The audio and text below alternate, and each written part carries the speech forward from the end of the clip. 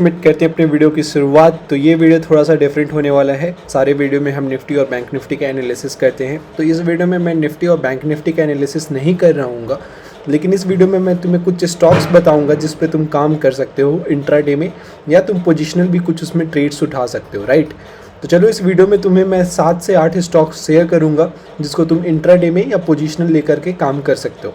तो सबसे पहले हम स्टार्ट करते हैं अपने पहले स्टॉक के साथ, जो कि हमारा है SBI, राइट। SBI में अगर हम लॉन्ग टर्म ब्रेकआउट देखें डेली टाइम फ्रेम पे, तो तुम देख सकते हो SBI अभी लॉन्ग टर्म ब्रेकआउट दिया हुआ है, राइट।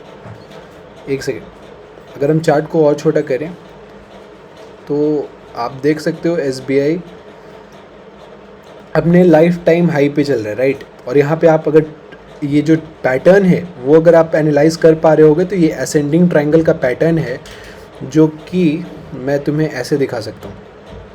ये देखो, ये असेंडिंग ट्रायंगल का पैटर्न है। पहले हाई लगाया, वहाँ से एक लो लगाया, अब यहाँ पे लो उसका ऊपर में शिफ्ट हुआ, फिर सेम पोजीशन पे हाई लगाया, फिर लो ऊपर में शिफ्ट हुआ, बायर्स एक्यूमुलेट हो रहे हैं।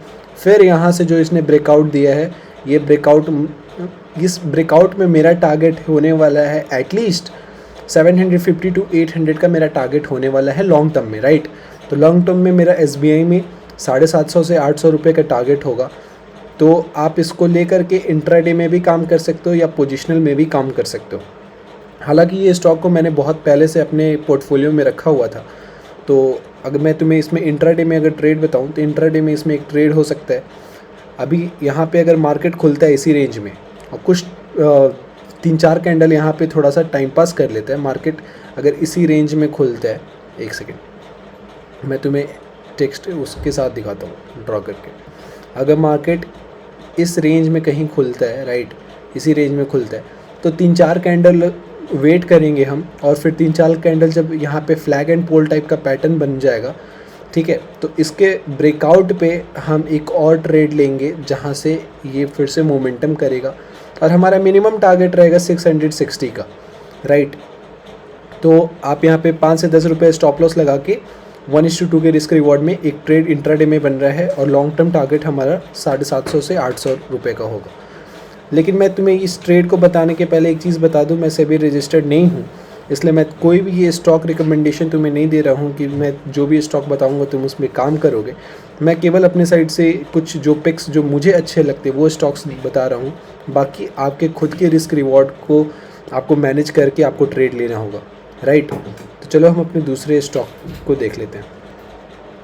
हमारा दूसरा स्टॉक होगा SBI कार्ड्स, राइट। तो SBI कार्ड्स में हम देखें, एक काफ़ी शानदार हमें ब्रेकआउट देखने को मिल रहा है। अगर डेली टाइम फ्रेम पे हम देखेंगे तो ये जो ट्रेंड लाइन है, ये trend line multiple time touch हो चुका है, और मैंने अपने काफ़ी सारे वीडियो में बता चुका हूँ। मल्टीपल टच पॉइंट के ट्रेंड लाइन का अगर जब ब्रेकआउट होता है तो वो ब्रेकआउट बहुत बड़ा ब्रेकआउट होता है, वो आपको फिर एंट्री लेने का मौका भी नहीं देगा, राइट। तो मेरा टारगेट यही था, अगर ये रेजिस्टेंस जो है 780 का लेवल, 780 के ऊपर निकलते हैं हम SBI कार्ड्स में 10 रुपये 15 रुपये का स्टॉप लॉस लेके बड़ा टारगेट प्लान कर सकते हैं। रिस्क रिवॉर्ड 1:2 या 1:3 भी हम प्लान कर सकते हैं इसमें।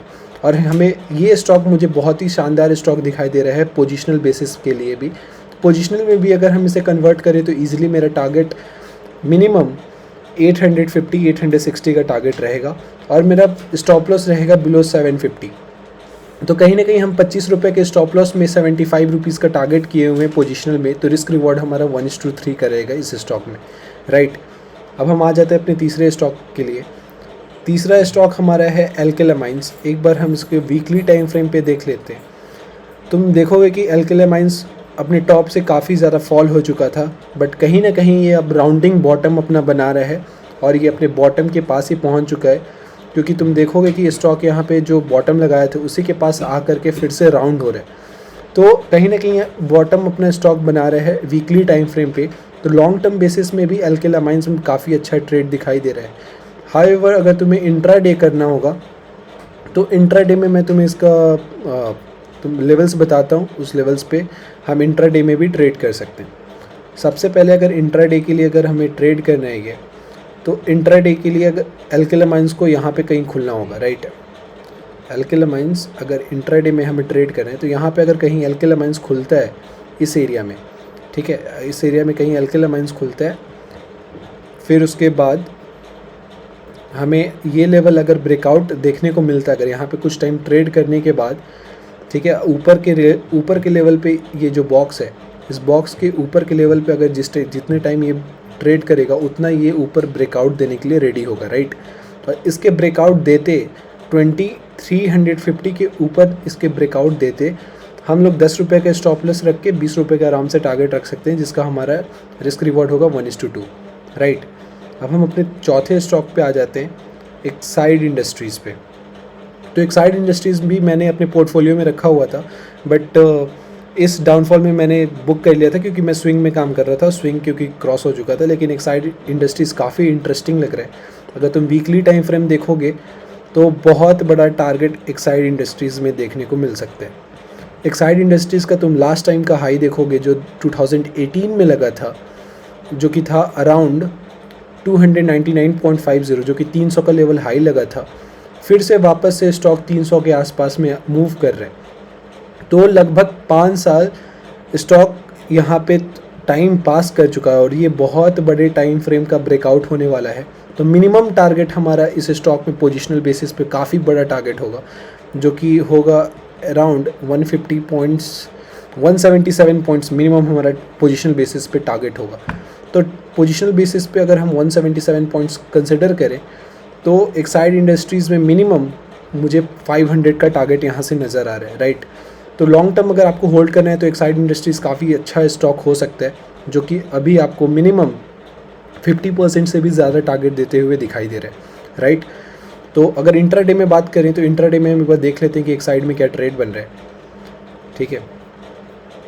अगर इंट्राडे में बात करें तो इंट्राडे में अगर स्टॉक इस रेंज में कहीं खुल रहा है, राइट, अगर इस रेंज में अगर स्टॉक खुल रहा है और अपने लेवल्स को ब्रेक कर रहा है, 300 के ऊपर अगर ब्रेक कर रहा है स्टॉक, तो हम यहाँ पे मिनिमम 3 से 4 रुपये का स्टॉप लॉस रख के 3 से 4 रुपये नहीं रखेंगे, 2 से 3 रुपये का स्टॉप लॉस रख के 5 से 6 रुपये का हम लोग प्रॉफिट रखेंगे, जो कि आराम से रिस्क रिवॉर्ड 1:2। लेकिन ब्रेकआउट का लेवल है, इसलिए हम लोग थोड़ा सा टारगेट बड़ा भी रख सकते हैं और हम रिस्क रिवॉर्ड 1:3 पे भी काम कर सकते हैं, राइट। अब हम अपने नेक्स्ट स्टॉक पे आ जाते हैं, जो कि है क्रिसिल, राइट। एक बार पहले हम लोग लॉन्ग टर्म व्यू देख लेते हैं क्रिसिल का क्या है। क्रिसिल में वीकली टाइम फ्रेम पे कुछ पता नहीं चल रहा है। डेली टाइम फ्रेम पे हाँ, तुम डेली टाइम फ्रेम पे क्रिसिल का व्यू देखोगे तो तुम्हें दिखाई देगा, तुम्हें मैं यहाँ दिखाता हूँ। यहाँ पे क्रिसिल बहुत टाइम तक कंसोलिडेट कर चुका है, राइट। कंसोलिडेट करके ब्रेकआउट दिया है, ब्रेकआउट देके फिर से अपने इस लेवल को ट्रेड कर रहे हैं। तो कहीं ना कहीं क्रिसिल में हमारा पोजिशनल देखने को मिल सकता है, पोजिशनल ट्रेड। लेकिन क्रिसिल में अभी ट्रेड नहीं आया है, लेकिन आने वाले टाइम में क्रिसिल में ट्रेड देखने को मिल सकता है, क्योंकि इतना लंबा ये कंसोलिडेशन कर चुका है। ऑलमोस्ट तुम्हारा जून से कंसोलिडेट किया था और तुम्हारा ब्रेकआउट हमें असली और अच्छा ब्रेकआउट हमें देखने को मिला था, जो कि अभी भी सस्टेन करे, वो अक्टूबर का ब्रेकआउट है। तो कहीं ना कहीं अगर क्रिसिल अगर हम लोग का लेवल 4400 ब्रेक करता है तो हमारा मिनिमम टारगेट होना चाहिए, जो भी ये स्विंग यहाँ से यहाँ तक बनाया है, ऑलमोस्ट कितने पॉइंट्स का है हमारा। एक सेकेंड, मैं टारगेट यहाँ पे तुम्हें बताता हूँ डेली टाइम फ्रेम पे लाके। अगर हम लोग ये लेवल देखें, जस्ट अ मिनट, अगर हम ये लेवल देखें अपना, ठीक है, तो ये हमें दिखाई देगा एक हमारा कप एंड हैंडल वाला पैटर्न बना है, जिसका हैंडल नहीं बना है, डायरेक्ट कप बना है। कप बन के पूरा कंसोलिडेट कर चुका है और कंसोलिडेट करने के बाद अपने टारगेट के लिए ये स्टॉक जाएगा। तो इस स्टॉक में हमारा लॉन्ग टर्म टारगेट क्या हो सकता है? तो लॉन्ग टर्म टारगेट इस स्टॉक में मिनिमम हमारा 28%, जो कि 30% हम कंसिडर कर सकते हैं, जो 1066 पॉइंट है। तो 1066 पॉइंट यहाँ से हम कैलकुलेट करें तो बनता है लगभग 4850 या 5000 का टारगेट बनता है। तो हमारा लॉन्ग टर्म में ये स्टॉक है क्रिसिल, और हमारा नेक्स्ट टारगेट होगा क्रिसिल का 5000, जो कि है 30% यहाँ से, जो कि काफ़ी अच्छा है। हाउएवर इसमें इंट्राडे में कोई आपको ट्रेड नहीं देखने को मिलेगा, क्योंकि नीचे से भी सेलर एक्टिवेटेड रहेंगे और ऊपर से नीचे से बायर एक्टिवेटेड रहेंगे और ऊपर से सेलर एक्टिवेटेड रहेंगे, क्योंकि दोनों जगह स्विंग है मार्केट में। तो इसलिए आपको इसमें इंट्राडे देखने को नहीं मिल सकता। और फिर इसके बाद हम गोदरेज प्रॉपर्टीज़ देखें तो गोदरेज प्रॉपर्टीज़ का अगर लॉन्ग टर्म ट्रेंड देखें हम, तो लॉन्ग टर्म ट्रेंड में गोदरेज प्रॉपर्टीज़ भी अपने ऑल टाइम हाई के पास पहुंच रहा है। बट क्या हुआ है ना, गोदरेज प्रॉपर्टीज़ यहाँ से लगातार जा रहा है और कोई भी स्टॉक एक बार में ऐसे जाकर के मार्केट को नहीं तोड़ सकता है, राइट। जैसे मैंने पहले भी बताया था, कोई भी स्टॉक ऐसे जाके तोड़ते हुए बाहर नहीं निकल सकता है। स्टॉक को अगर तोड़ना था तो थोड़ा ऊपर जाता, फिर से थोड़ा सा रिटेस्ट लेता, फिर ऊपर जाता, रिटेस्ट लेता, ऊपर जाता, अपने बेस को शिफ्ट करता, फिर यहाँ पे थोड़ा टाइम पास करता, ठीक है। और टाइम पास करने के बाद फिर इसका स्विंग टूटता, तो वो बहुत बड़ा हम ब्रेकआउट कंसिडर कर सकते थे।